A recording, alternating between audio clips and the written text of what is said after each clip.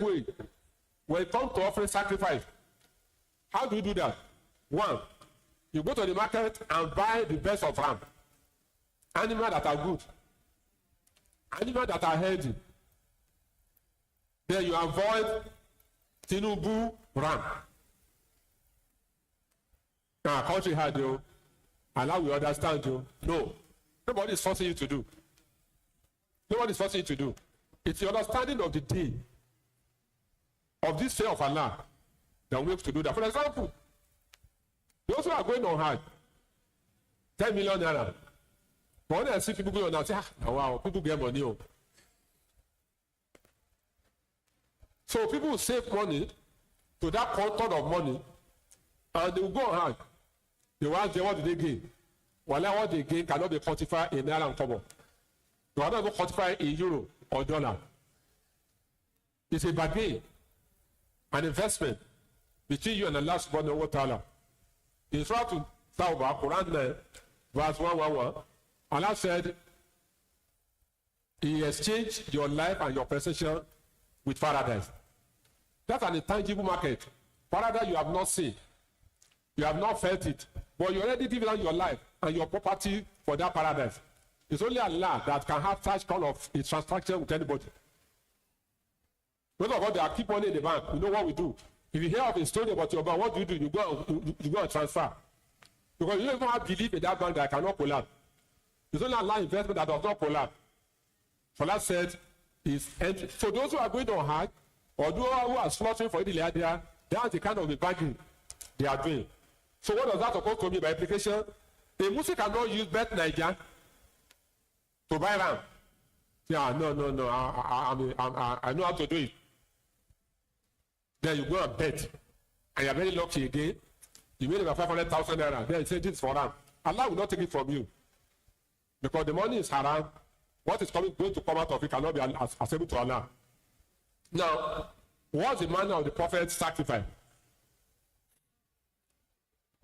The manner of the prophet's sacrifice, the prophet used to slaughter 2 rams. He will slaughter one for his family and slaughter one for the Ummah. Among the Ummah, there are people who don't have the wherewithal. They don't have the capacity. Now, the prophet is not an Imam here. The prophet is the Amir of the country. He's the head of state. So nobody should come to Imam's house and say, Imam, which one do you slaughter on our behalf? So that's the point we are making that explanation.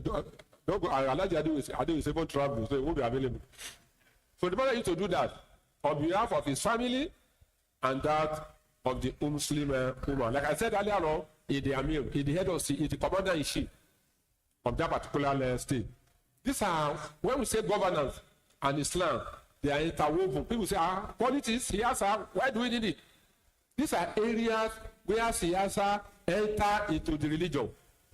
Politics enter it. But when you have a president or a leader who is not part of your faith, these are sacrifices you have to make on your own or a community. That's why most of our fathers, they allow the word there, they allow said they are returned, grant their paradise. They will know the amount they have, does not have the capacity. But what do? They will now buy around and look for the eat. They have to have that understanding. These are Baba. And they did that. In some communities, the Oba, who they consider to be the head of the community that will buy the around. And look for this. And this is not all connected with some of the book. Like if you read Arisala of Abu Said al-Kirawani, you some of all this information there. So our parents they didn't act wrongly. There are some tira, there are some books that establish that.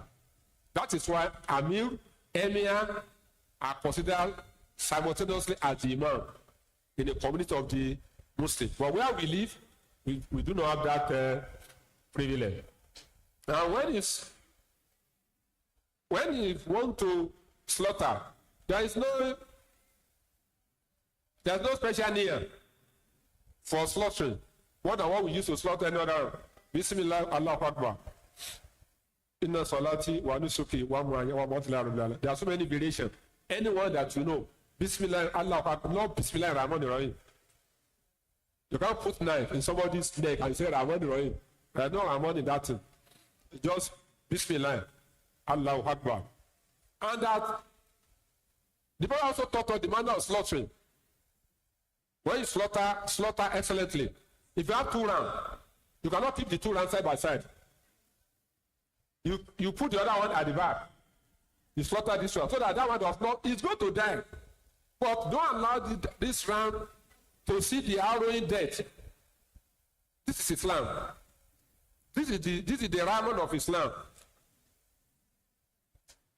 So, before you slaughter, Shaddai ibn House, right? In Sahih Muslim, the Rasul said, Allah prescribed mercy in everything.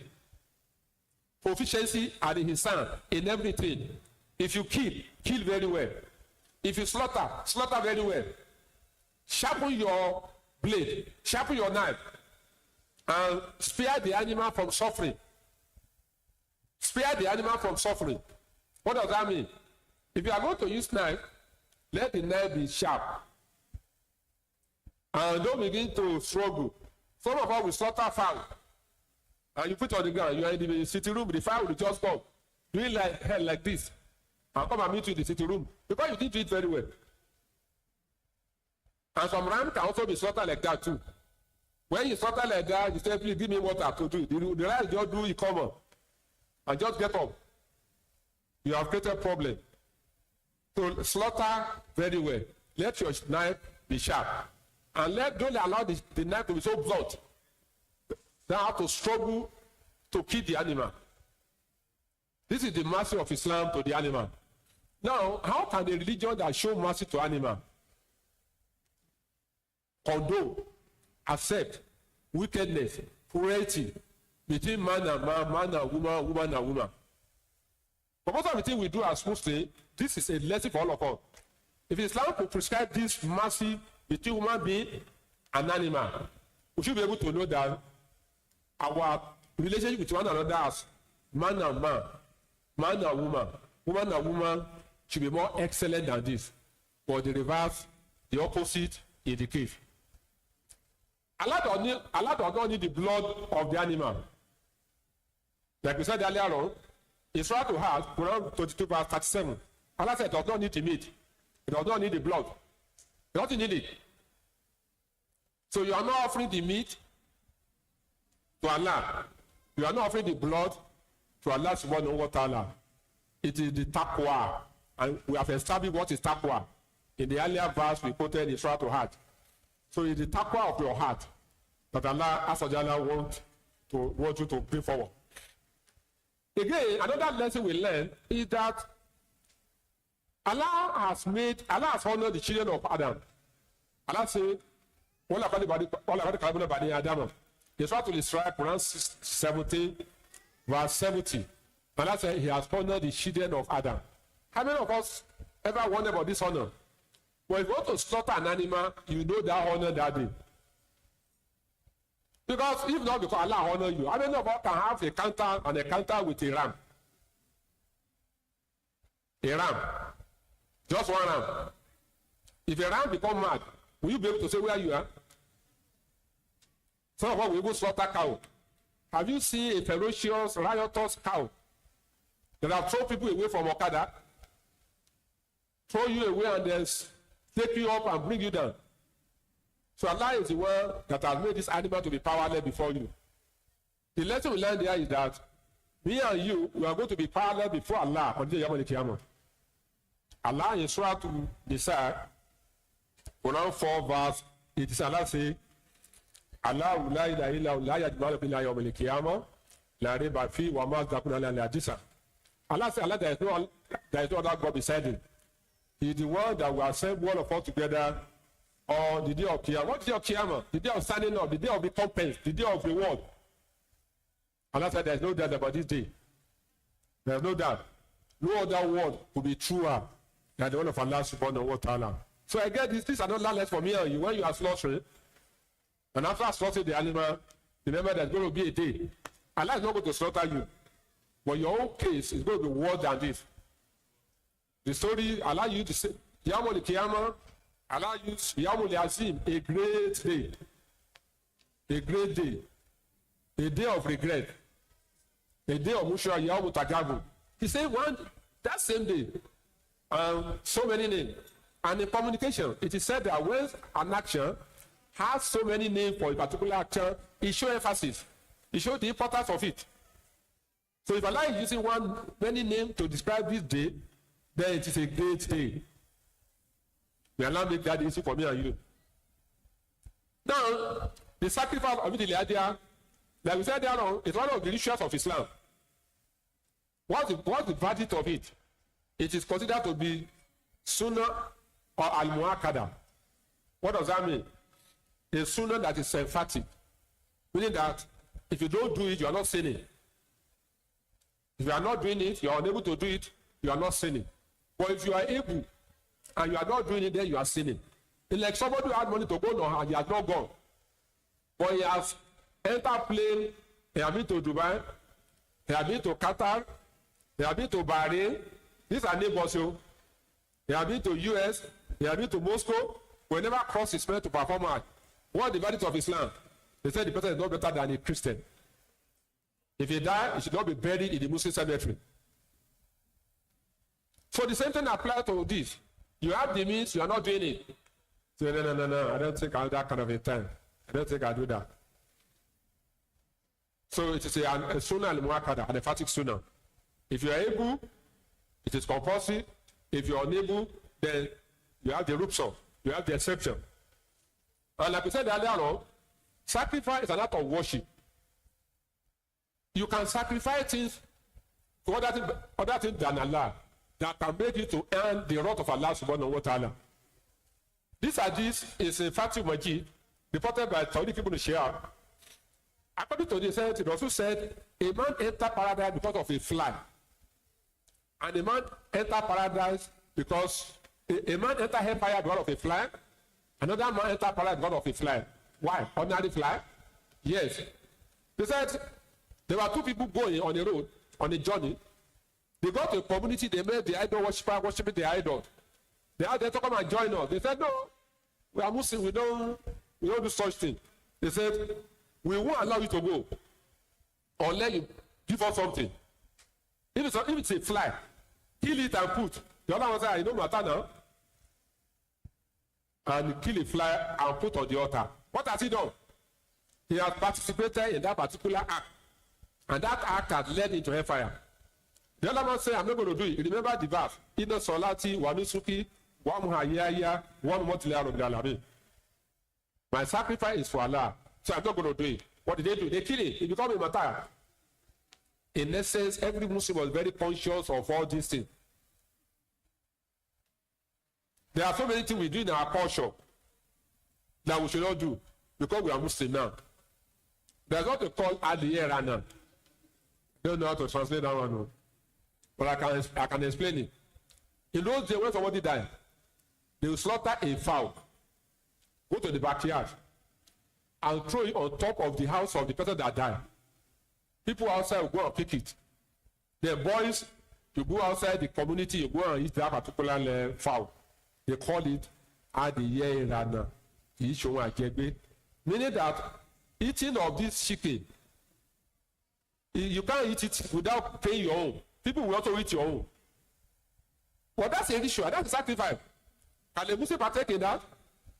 No. That's an example of ritual of posture. You know, earlier I said postures are allowed. But when the posture contradicts Islam, you cannot do it. So when you have such posture, the Muslim will not partake in such thing. So sacrifice is an act of worship. Now, at Udhiyah, it refers to the sacrifice of camel, cattle, sheep, or goat as an act of ibadah. Allah said, for solid Robika, one hand. Throughout to Kausar, verse 2, Allah said, therefore, turn to your Lord, pray prayer and sacrifice. So it's dedicated to Allah alone. And the other, so when we talk of sacrifice of animal, some scholars say it is wajib. Like I mentioned earlier on, that is compulsory. However, the Prophet said, when do we slaughter this animal? Can you wake up it? I saw a videos online. Two people were fighting, some boys were fighting, using animal to fight. One was bigger, the other was not as big as the other one. The first encounter, go sir. The biggest one was the one that struggled. Say, bring knife. If that thing happen in the morning of Eidul Adha, you slaughter it. You have not slaughtered for Eidul Adha. So there's a time for it. There's a time for it. And what's the time for it? This is done after the Salah, after the khutbah of the Imam. I know that thing created a problem between Dr. Sharaf and people in Southwest. Dr. Sharaf is right. I'm not his follower, but he's right. All those who are doing reputation of Dr. Sharaf are those who do not have understanding of usul fiqh. What Dr. Sharaf offers is what we call ruksah. Everything in Islam have an exception. Allah will say, if you are able to do this, do this. That's what we call ruksah under the Sharia. What we need to do is that immediately the Imam has finished his khutbah and he has calmed down. What does he need to do? If there is a ram, he go and slaughter it. If he has slaughtered that, go home. If you are listening to khutbah, he has not slaughtered, maybe they have not brought the animals of the Imam. It does not stop you. All of you have to say like you are watching PSG and Inter Milan. You can go home and go and slaughter your own. That's the ruksah. Maybe the Imam's ram has disappeared. And the Imam is under a heavy BP. And he's making an arrangement to get another one. You say Imam has not slaughtered. You now wait there until you are watching the Champions League. That's the non-limit of what don't have as far as this religion is concerned. That is causing the social media upheaval. So if the Imam slaughter, go home and slaughter.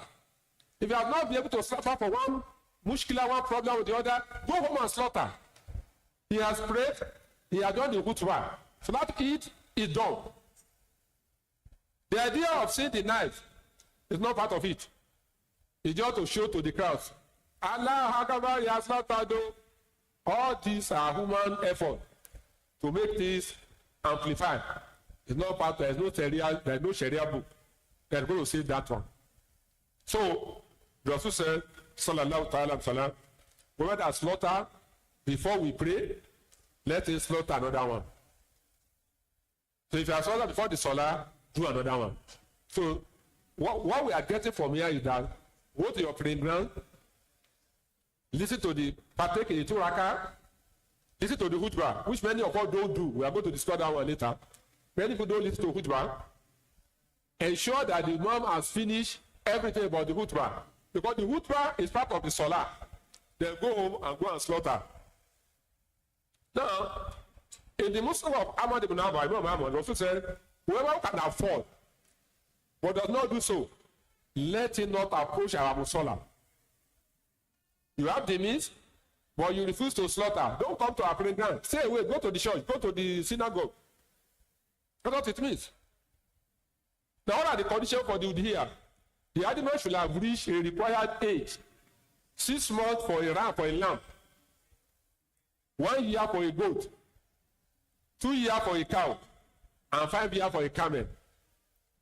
Now, don't go and do child trafficking. You go and slaughter a child. And you say you are doing layer. Don't do that.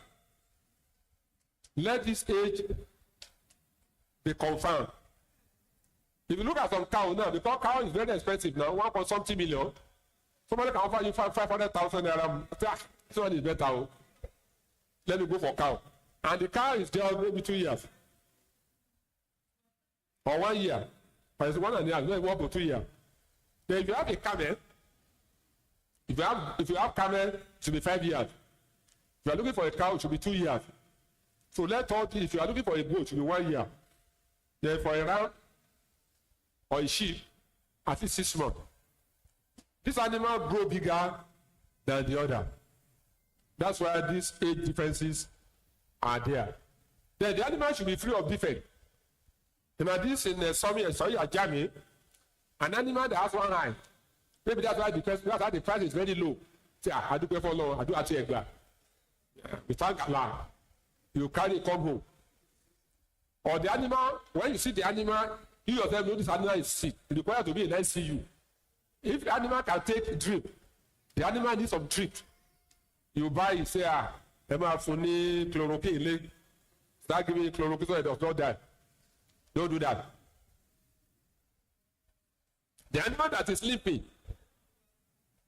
and is living like somebody has 3 legs, don't buy it. That one is not good. Or animal that is so emaciated, ilule, type of goat, type of ram.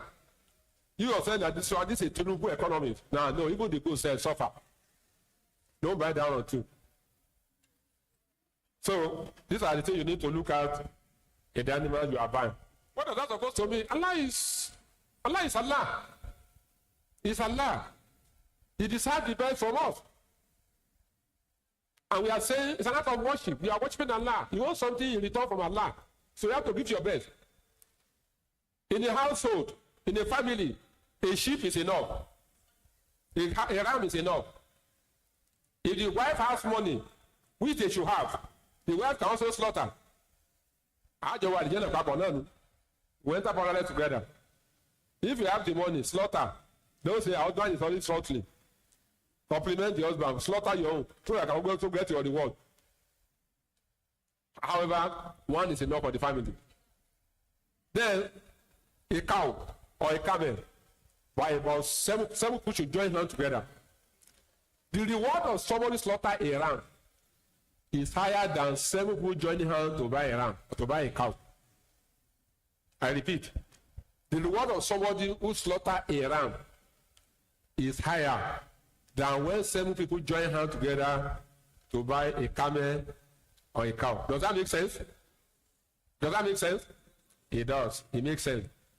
There is no way you can slaughter a cow and divide it to 7 places and can be equal to a ram. Go and check it out. It's not possible. You can't. 7 of you cannot have one leg now. Can you have one leg? It's not possible. What of the inside? You are still going to cut inside into, not that there's going to be a liver, there's going to be a kidney, there's going to no. So the reward of somebody slaughter a ram is higher than 7 people joining hands together to buy a cow. What the difference we are drawing from there? If you have the means, buy a ram and sit down. If you don't have the means, put resources together, buy a camel or buy a cow. You know the Bible, they have a proverb that says, shame on a rich man. The camel and the cow don't enter Eidul Adha. That's not correct. It's not. It's the Yoruba hadith. It's not the hadith of the Prophet. There is no shame on anybody. Do what you can do. Money is for thought. The way Allah has made it easy for you. Now, the ram is slaughtered on the 10th day of Sulhijjah. You can slaughter on the 11th. You can slaughter on the 12th. You can slaughter on the 13th. If it is for Allah, you go to the market and they are telling you what you cannot afford. Come back home. Talk to Sekina. Talk to Abdulrasaq. Talk to Memuna. Memuna.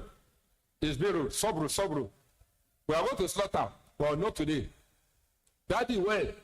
Maybe after Salah. If you go back here and the price is still high beyond, go the following day.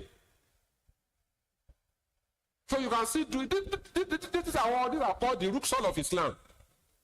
But a lot of us will not put our eyes on that thing. And marketers take advantage of that. If you go to the market that evening, the price will have come down. If you go the second day, the price will have come down. Because they cannot be carrying goods back to Sokoto now. So the goat has to be there and to be eaten. So the economy of goat industry, they will lose. Our problem in this part of the world is that we are too money conscious in Nigeria. Money is our God. Every opportunity you want to cheat people. In the last 7 years, I've never had any year they say the price of goat or ram is very good this year. I know what do you. When you see what do you? That's I know they give myself about all those things. I know they hear them because consistently the narrative has never changed. So why do you have to give yourself attention about that one? When you are ready, go to the market and buy whatever you want to buy and come back to your house. You are not doing it for anybody. So all these are days of Tashriq, the day of slaughtering. 10, 11, 12, 13. You can see slaughter in all these days. Now, the best day in the year. We're already in the best day in the year. They also said the best day in the year are the first 10 days in the month of Zulhijjah. This idea is in the Sahih ibn Hibban. He said there are no other days during which good deeds are more beloved to Allah, more than these 10 days. Somebody can be asking the question, why these 10 days? What of the last 10 days of Ramadan? The last 10 days of Ramadan is significant because of the night, not the day. These 10 days of Ramadan of Zulhijjah is significant because of the day. The other one is because of the night. This one is because of the day. Then the best day these 10 days is Yawm Arafah. Why Yawm Arafah? Even if you look at the Quran, the best verse in the Quran is what? Ayatul Kursi. All this, the Daraja and everything. The best day in the week is Yawm Jummah. So Allah gave Daraja to things He has created. And that is why the same energy we put in Ramadan, in fact, we are supposed to even do more. When we are in these last 10 days of the first 10 days of Zulhijjah, but many of us we take it so lightly. The Prophet said there is nothing you do that will outsmart it. The now said, not even jihad. He said, la. Except person who go for jihad with his money, with his life, and he become a martyr. That's the only thing that can equal it. So we should not play with it. Let's do our best to ensure that we can get the reward of these 10 days of Zulhijjah. What are the good things that we need to do? We should take advantage of that. Read the Quran. Do a lot of Nawafi. Do a lot of charity. There are so many Nawafi that many of us will take for granted. There is Nawafi of Fajr. Before Fajr, I can take the Fajr. And you don't do any Nawafi after Fajr until the sun has risen. You also say, whoever will stay where he is, after Salat Fajr, maybe you are reading the Quran, or you are doing Askar, till the sun rises, and you observe 2 rakah. The reward you get is more than everything in this world and everything it contains. It is what people call Ishraq. But it is dua. Then from down up to about 30 minutes to Salat Zuhr, you observe Nawafi. Those periods is period of dua. You can do 2 rakah. You can do 4 rakah. You can do 6 rakah. And also said, whoever will engage in this kind of Nawafi is the attribute of a righteous person. That is Nawafi. What was the last zone? There are Nawafi before, Nawafi after. What was the last week? Nawafi before. But after it, no Nawafi. The only Nawafi that is available after Asri is Tahiyatul Masjid. You enter a masjid, you can do Nawafi after Asri. That's all Tahiyatul Masjid. There's a lot of Maghrib. There is nothing like before Maghrib. Some of us say, you don't Maghrib at Ipele. You don't call the other Maghrib on the ground. You can come Maghrib on the ground and relax. In Hadith 117 of the Hadith Sahih, I've been able to cover, narrated that also said, in between the Adhan and the common is allowed to make there is Nawafi. For those of us from the southwest, the minute they call the Adhan, Allah Akbar, no. Now, one of the things we should know that it is not right. Either during Ramadan, we don't do the common immediately. Is it not the same Maghrib? We will take Sobo, we will take Lemu, we take Reke, we take Rebino. Then we now say Allah Alaikum Salam. And we are not being fair as sincere to ourselves. So there's Raka, at this 117, the other Solid, Abdullah Muqafa narrated that at this. Then Ishai, Sahaju, these are Nawafi. Then Zikr, we should do that. Now, mark these days more than you mark the last 10 days of Ramadan. I mentioned that. Then the best of this day is the day of Arafah. In Sahih Muslim, there is no that day. Allah free people from hellfire more than the day of Arafah. If you are healthy, take that day to fast. Some people have been fasting from the first of Zulhijjah, which is also allowed, but endeavor to fast on the 10th or the 9th of Zulhijjah, that's the day of Arafah. It's an expression of the same of the previous year and the incoming year. May Allah overlook all our sin. The final of this day is the day of Eidul Adha, that's the day of slaughtering, that's the day of Nahar. So, the Prophet told us, like he said, and he died, the two Eid, Eidul Fitr and Eidul Adha. On Eidul Fitr, you are supposed to eat to demonstrate that Ramadan has ended. On the day of Eidul Adha, you are not supposed to eat until you come back from the Eid. That's the difference between the two. So when you come back, if your animal is available, you slaughter, you can eat from there. But some people say you have to eat from there. No, we need to understand language of instruction. Don't go and develop ulcer because you have been told that you must eat from that meat. Then start waiting, and you develop ulcer. Islam is not, it's a religion that is very easy. But to make it easy for you, you must understand the principle of the teaching. So the day of Tashriq, Eidul Adha 10, 11, 12, and 13, they are the day of drinking, the day of glorifying Allah.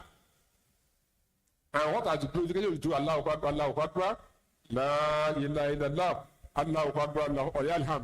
That is zikr that you must be doing. It was further that Abdullah ibn Umar even used to go to the market to be chanting it so that people can be aware and get conscious of this zikr. When one of you intend to sacrifice the animal and you enter the month of Hijjah, it is also said we should not shave our hair or we should cut our nail. The hadith is reported by our mother Salama. I know there is another write-up one brother Ibrahim circulating online. People are using to do a refutation of that culture. My advice is that ignore those social media scholars who are doing refutation to this sunnah. Because they do not, there are people who do not like the sunnah. So they are looking for a way to manufacture evidence to make that practice not approachable or appreciated. So my advice is, Sheikh Husseini, Rahimahullah said, don't do it. Or it is not compulsory. They have their evidence. Those who say it is sunnah, they have their evidence. He said, let me advise you to be on the safe side. Follow those who say you should do it. Now, even in all this argument, nobody has said it is compulsory. Now, if you don't do it, you are sinning. It has only been said it's sunnah, an emphatic sunnah of the Rasul that we should do. No sound scholar of Islam has ever said it is sinful if you don't follow it. I've never heard of anybody. What they have probably said is that it's an act of reference to Allah. You are referencing Allah by not shaving your hair or cutting your nail during these 10 days of Zulhijjah. What do you do with the animal after sacrificing it? One, we are supposed to divide it into three. Each part, give one part out, and do charity with the other part. Once you follow this rigid arrangement, my position is no. I say no. Because you may not be able to follow this in the environment today. People come to you in the house, or you want to serve them with food, do it, let your family enjoy, let your neighbor, those that you want to give it to them. You are fulfilling the aspect of charity and giving out to people. May Allah accept it from us for an act of ibadah. Now, it is also better for you to slaughter your animal. If you are a man, there are some men who cannot slaughter. If you are a man, you can slaughter. It is better for you to slaughter your animal. A woman can also slaughter. If a woman is the one using his money to buy the ram, she can slaughter her own ram if she is capable. But some women cannot slaughter. They are not truly sharp against their husband. But when they see a ram, they run away. But if you are the one that is also sharp in mouth to your husband, and also sharp against ram, slaughter. There is nothing that says only a man that should slaughter. Slaughter. Bismillah, Allahu Akbar, slaughter. To those of us, to those of the men who wear trousers but who are not real men, they cannot slaughter. You can hire those of us who can slaughter to slaughter for you, but you must not give us part of the meat. You pay us our entitlement in naira and kobo. The Rasul said, don't give any part of it to the person who is able to slaughter. There's nothing like the dungu, there's nothing like the ribs or the neck. Every part belongs to Allah and must be given out as charity. So no medubu. Medubu is not haram. If an executioner, professional slaughterer, your job is to take life. You are good in that. There's nothing wrong with that. However, don't take part of the animals as a wage. You ask for what you are collecting and we'll pay you. You can eat from the animal as our guest. But whether you are going to take the neck or you take the ribs as your own entitlement for that. So it's an advice of the Prophet. That's why our parents, may Allah reward them for their goodness. You see, even the animal, even the skin, they don't throw it away. They will transform into musala, primat. People have sold those things, but they will sell. You see them year by year, that's all you use in the house. So that shows that you cannot make money out of any part of the animal meant for Eidul Adha. That's the lesson from there. Whether the meat, whether the skin, whether the fat, all of them belong to Allah subhanahu wa ta'ala. The Rasul said, whoever will sell any part of it, then there is no sacrifice point for such a person. Meaning that he has only traded with himself. They have not traded with Allah. The butcher should be given their wages for what they have done for us. They should not take part of the animal as a compensation for what they have done. This is narrated by Ali radiallahu anhu. So, now the prayer occur on the 10th of Zulhijjah. The prayer is made up of 2 rakah. It's the prayer before the khutbah. I think there was a caliph, I think his name is Marwa ibn Hakam. This is how scholars, this is how the Sahabi, they took their religion very seriously.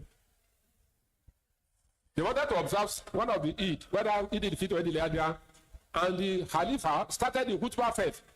The companion challenged him there. They didn't allow him to be challenged. He said, no, this is not the sunnah of the Prophet. This is the tradition of the Prophet that the 2 rakah must be established first. Then after that, you do the khutbah. And that's why what we have today is what we are still having.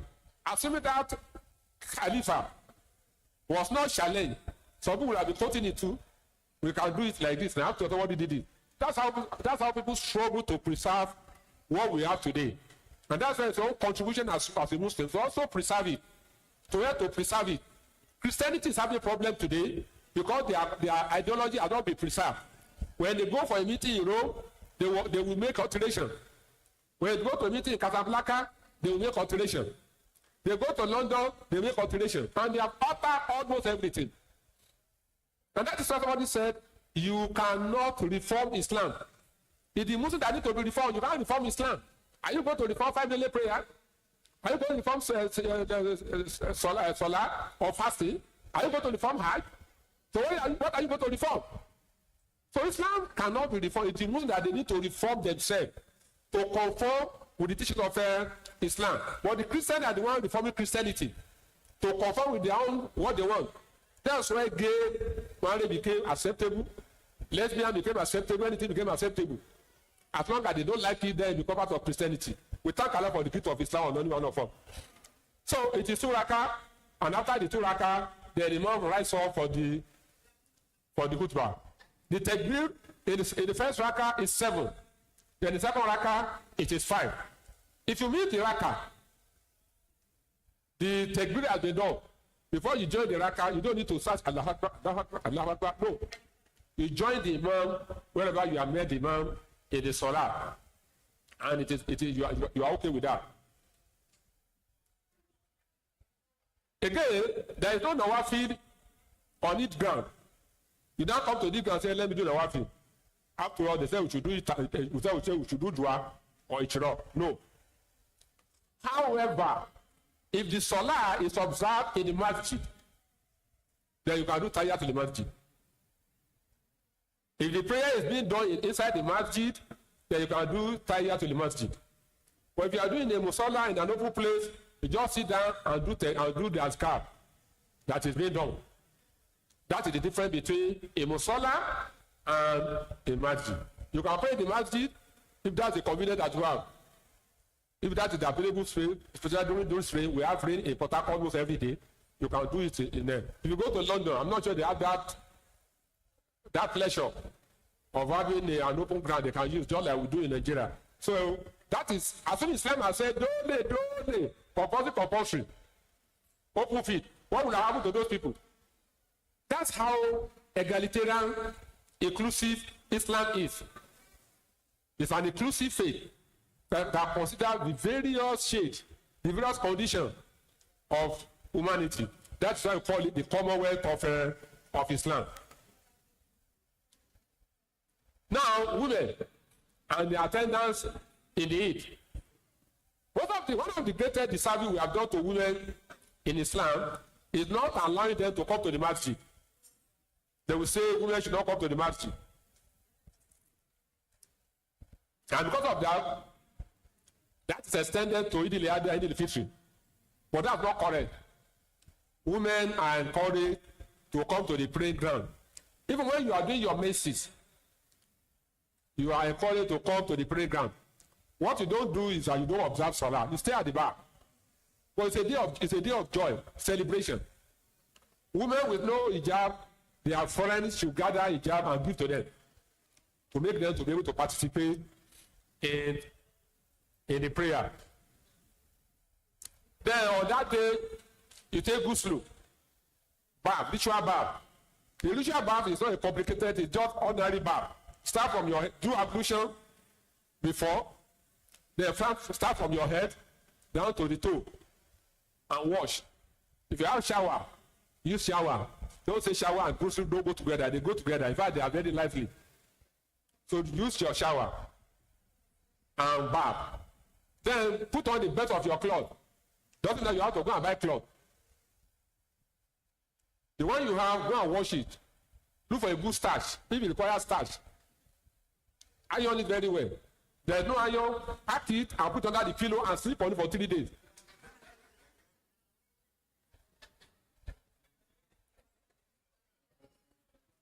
You see how people are reacting to all those things. Many of us were brought up from that background. But Allah has blessed us now. It looks so strange to us. That's why it looks so strange to many of us. Your parents will tell you, no money for clothes. They want the other time, go and wash it. No iron. Then you pack it. Then you put under the mat, not even mattress.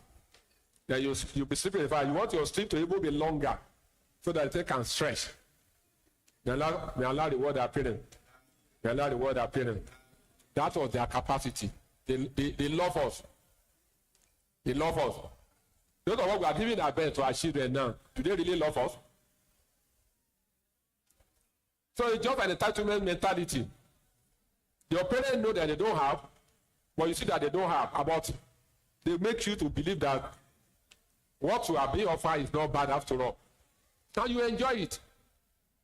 You enjoy it. But you buy the best now, the children see as one of those things. And now, sister. So take your bath, just like on Friday, take your bath and wear the best of your clothes. It's also good, you can walk to the praying ground, but don't behave like a foolish man. We used to have a brother in Port Harcourt before, was a tabligh brother.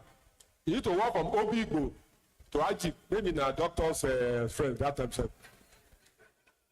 He used to walk from Obigbo to Ajib. In fact, if he reached a level, he was using walking stick.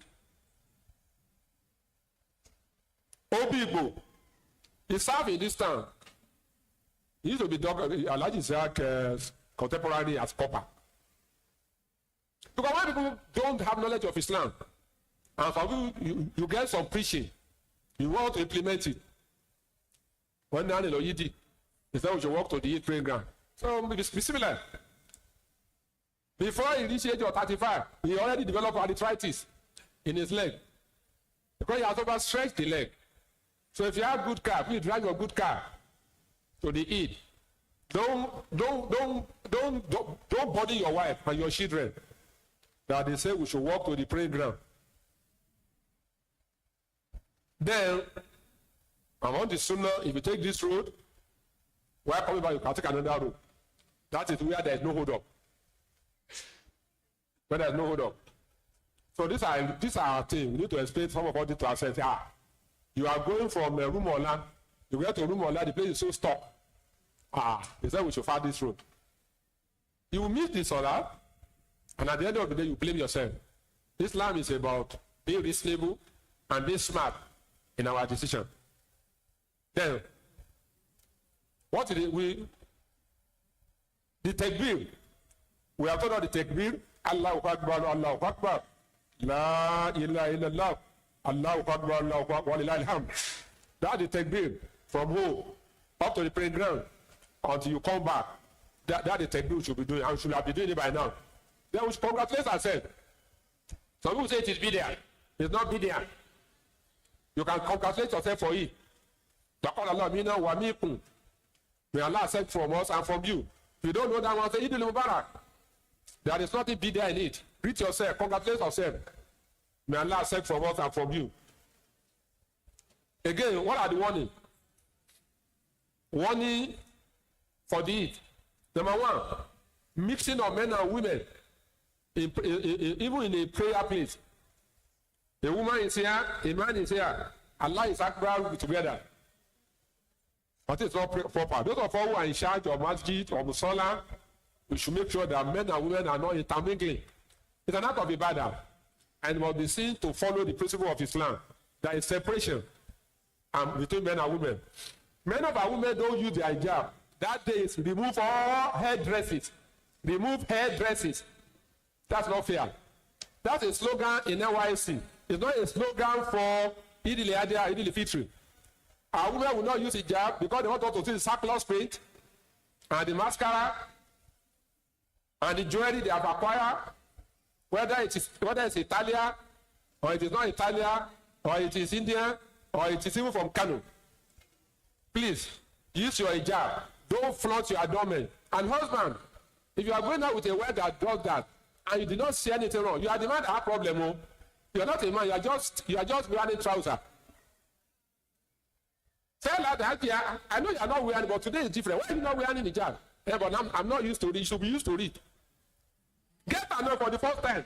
Get annoyed. I know you have not gotten annoyed for the past 30 years. You have been married to your wife. Get annoyed for Allah's sake.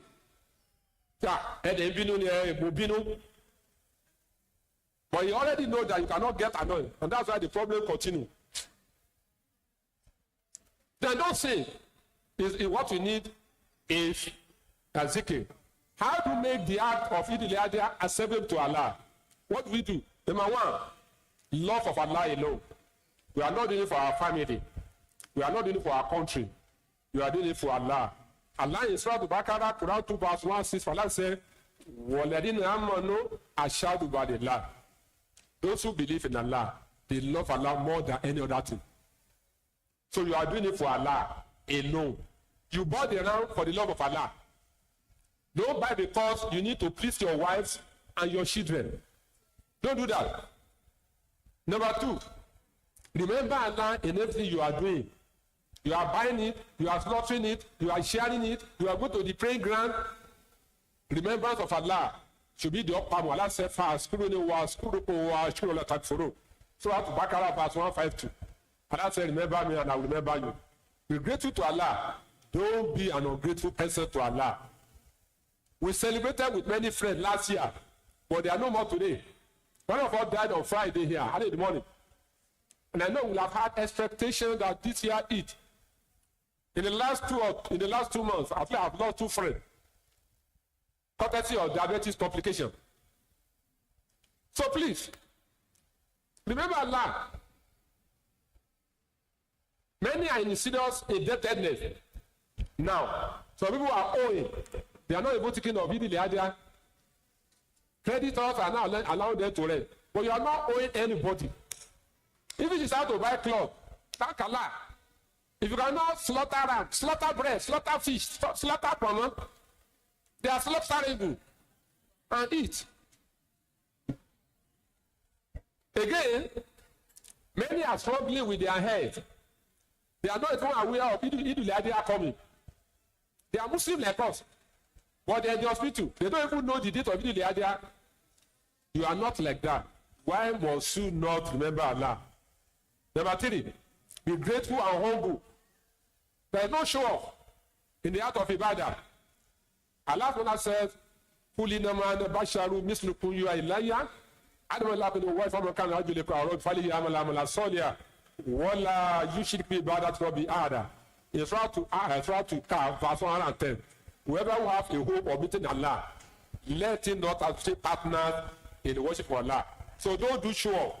Show off is an act of shirk. Do it for Allah alone. You don't need anyone's validation for your practice of Islam. Not in Islam for you to be ashamed or be apologetic. Don't begin to explain things to people just because you want to satisfy them. Finally, the aim all to please Allah. Everything we do is for the one Allah. Allah in Quran, Surah to Tawbah verse 70, Allah said, the greatest of bliss is the pleasure of Allah. Seek Allah's pleasure all the time. There is no coercion in the sacrifice in Islam. Do it. Don't do it because your children will feel bad or that your wife will not respect you as a husband. The two role models in the struggle of sacrifice are Prophet Ibrahim and Prophet Muhammad. Sallallahu alaihi wasallam. The person who works for the pleasure of Allah does not look for anyone's applause. If it's for Allah you are working for, you don't need anybody to clap for you. أقول قولي هذا وأستغفر الله لي ولكم والسلام عليكم ورحمة الله وبركاته. عليكم السلام والحمد لله. الحمد لله رب العالمين. We thank our teacher, our father, for the well-delivered lecture. In fact, to some of us, as if we have not heard of what he has told us before, as if we have never had opportunity of listening to this type of lecture. We have learned a lot from this lecture. We pray Allah subhanahu wa ta'ala to reward him in this world and in the hereafter. We also pray to Allah for those of us that have listened, that whatever we have heard in this lecture today, we should be able to put it into practice so that we get the reward in this world and the hereafter. Alhamdulillah, we might not need to recap what our teacher has said because of time, but we will listen to one or two questions. If there are written questions, please send them forward. If there are no written questions, if you have questions, you can signify by raising up your hand so that you'll be given number. Number 1, number 2, number 3. And number 4, 2 from brothers. Number 5, 3 from brothers. Please go directly to your questions. Your answer will be given so that we save time because of Salatul Surah. Number 1, brothers.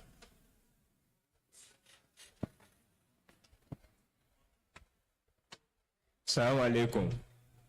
In the course of your lecture, you made mention of the people, how to share the ram that we should eat. You should give as gift and also give to the needy.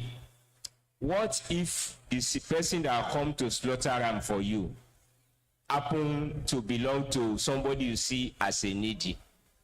Can you give him? You are giving to him not because he's able to slaughter. Okay. You are giving to him because he's a needy. So those who slaughter, they know where they normally take. Don't allow him to take those areas they wanted to take.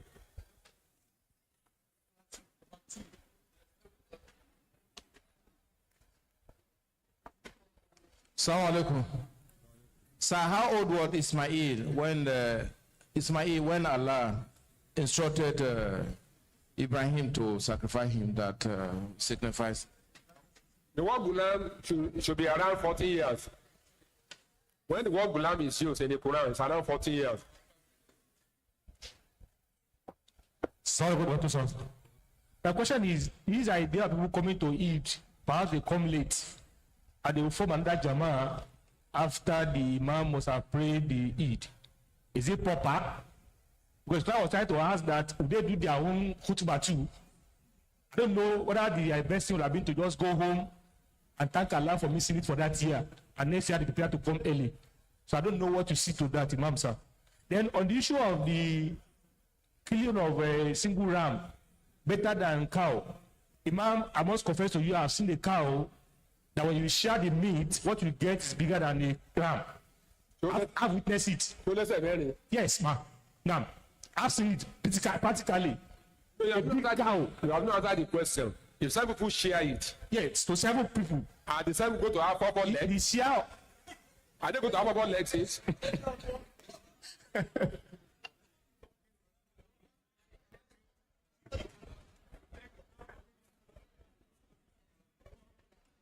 You know, when you are, the first one, you are the first question. There's nothing wrong in having another, if they can do the Nawafi. It's a Nawafi. Assalamu alaikum warahmatullahi wabarakatuh. Alaikum Wabarakatuh. My question has to do with the politics of the Eid itself. You know, most times, like I have a problem with when you notice most Eid ground when you are traveling, you discover that most times the place is always bushy and dirty. You know, and I'm always asking, like, why can't that place, you know, like permanently? That is, you have people designated to do it, because as Muslims to perform ablution, but somebody was not trying to quote, like maybe because he's being used twice a year, that's why, and it's not sooner to be clearing. I'm now wondering. Then the second politics I want to talk about, I want to ask is times of like, how are we going to bring harmony into Eid prayers? Because it's a constant, I grew up to meet it. That is, the one group is praying today, the other group is praying tomorrow, another group is praying somewhere in a town. But like in my place, we have a central place where, in my village, we have a central place where we pray. When you go to Ekpoma, they have their own. But in the Yoruba land, you say this place is Eid ground for so place. This place is, I don't know. How are we going to harmonize all this? Assalamu alaikum. Let's start from the first question of environment where the Eid is done. I think the problem we're having now is that of modern man. In my own village where I grew up, our Eid is always very clean, because our Baba, if I see it like government already going for Arafah, they will cut it, clean it, make sure that no stump on the ground. But modern man is a community goal, nobody does that again. And that's how we have the problem we're having today. In the lecture I gave you some time ago, in our own mosque, in my own village where I grew up, our mosque, our mother, there's a particular leaf, they will go and cut, and they will grind, and they will put charcoal, grind it together. They will use it to do our mosque on Friday. When you come to this on Thursday, they do on Thursday. When you come to the mosque on Friday, the whole place looks so cool, and the Jimo Oloni. Our mother did all those things. Then you at the back, yeah, you're fighting from you. How long have you come to this mosque and help us clean this place? Abraham is here that to do it. That's the only one. So nobody come here to do it. It has become a community goal. What people of yesterday did, we are not doing it. A woman died during the time of the Prophet sallallahu alaihi wasallam. She was taking care of the masjid. That's the job she was doing. When she died at night, and the Muslim buried her. After some time, the Prophet noticed her absence. The Prophet did not notice her because she spent money. He didn't notice her because she fasted, or she used to pray more than another person. The Prophet noticed her because she used to look after the masjid. They now told the Prophet, Ya Rasulallah, she died. We buried her. We didn't want to disturb you. He said, you should have told me. And he went to her grave and prayed for the woman. Community services, volunteering is the key to Islam. That thing that died in the Muslim today, and that's why we are suffering. Most of the masjid we have bus attendant. I don't know what is called bus attendant until recent time. Because we go to Saudi Arabia, we see Bangladesh and India doing bus attendant. So we have a private here. So for example, we should have said someone zone 2, zone 3, zone 4. Have that roster. Well, nobody is doing that. So I think that's what is happening in the community too. The community are in disarray. Number 2, leadership issue in most of our community. How people become imams? People want to become imam because it's imampreneurship, imam enterprising limited. So that's what it has become. When you become an imam, money comes to your pocket, and that's why people are struggling to become an imam. If you don't make imam from beginning of the year from beginning to the end, you are going to make money in Ramadan. You are going to make money during Eidul Adha, and that's why they do not carry against themselves to become an imam. So until things are done properly in those communities, we will continue to learn. It's not about religion. It's about the Muslims themselves who have failed to use the methodology of Islam to address their communal problem. As to it being done different day, that's not a crime. There was an hadith which I used in Fiqh Sunnah. A companion came from Sham, Damascus, and he came to Medina, and the Muslim Medina were fasting, and he told the Muslims, we have prayed Eid. Muawiyah has led us, and we have prayed, and he was told we are still fasting in Medina. It wasn't a crime. Now, when we are seeing as a crime now because there is technology now, information dissemination is so rapid now, we think that the Muslims should take advantage of all those things. If you need to take advantage of all those things, everything we are doing will naturally change. Let me give you an example. The app we use for our salah, they are not 100% correct. Salah to Fajr in Port Harcourt is 503. I don't know whether 503, whether the dawn has actually been established at that time. If you use the app religiously for your Fajr, you are likely to be praying Tahajjud in some places. So you need to add what Islam says into the app for you to marry them together to now know what the right thing to do. So if people pray today and people are praying tomorrow, we should leave them. We shouldn't cause it as a friction between us. However, the essence of it is for us to be together. Now, one community have one playground. It's not more possible again. It's not possible again. I recall when I was at University of Kilani, 1982 as an undergraduate, there was only one Juma service at Kilani, the whole of it as big as it is. When Kilani wanted to start Juma, it became an issue. Over Kilani said you cannot do any Juma. And the people told him that this is a university community. University must be different from others, and they should observe their own salah. At the end of the day, they allow them. How many Juma do we have in Kilani today now? Over Kilani does not even know that one. So that was the dynamic scene up. In 2007, I was in Gombe. Jumat is observed in the central mosque of Gombe, then in Salah Mosque. At the university where I work, they have a beautiful mosque as beautiful as this mosque. They only pray daily prayer there. And I move around. Why don't you pray Jumat? They say, Allah, Gaskiya, we cannot do that, so we have to. It's only me as I say, what kind of Islam are you doing? I started going from office to office. I was inciting them. I did incitation. They got the message. One of them went to the VC and told them that this mosque as beautiful as it is. The imam of that university finished from Saudi Arabia in Mecca. He has a PhD from Mecca, but he cannot lead Juma because of their culture. They went to the VC. The VC said, I have no opposition to it. They now wrote to the emir that they are going to observe Juma. Wallahi, their Juma started in that 2007. How many Juma do we have in Gombe today now? So things are changing. We cannot be rigid and static. So that's where many musalla between uniform and Rumo Poro, there are about 4 musalla there. But most of the musalla are for entrepreneur. But there's a place they normally do Ben. We are praying Eid here. We are praying Eid here. We are praying Eid. That's entrepreneurship. That's not Islam. But if people can do it sincerely for Allah, like Navy, they do it here, that's okay for this environment. In another area, that's okay for that environment. When I came to Port Harcourt, I was going to APA now. But when I came to Port Harcourt, I was praying Jumat in my one. I will leave uniform 12 o'clock. And they pray 2. I will get to my one and they say, Asalamu, Alaikum, Waramatullah. Asalamu. I will meet in Jumat. Anybody who knows Ikwerelu at that time know how tiny it was. Most days I was missing Juma, but I was still going. So these are challenges. But things are changing. People can improve on all those things and begin to have, but we should not affect our unity. The unity of Islam is paramount, and we should ensure that it does not cause division among us. If we're able to sanitize that, look at Abuja. Abuja, as big as it is, all the mosques in Abuja, they have a forum. And they pass a message in all the mosques in Abuja that they will agree that the topic for Utbah for this week is so one. All the mosques you go to, they will give the same message. That's organization. I've told them in Port Harcourt that we can do the same thing here. That's the unity.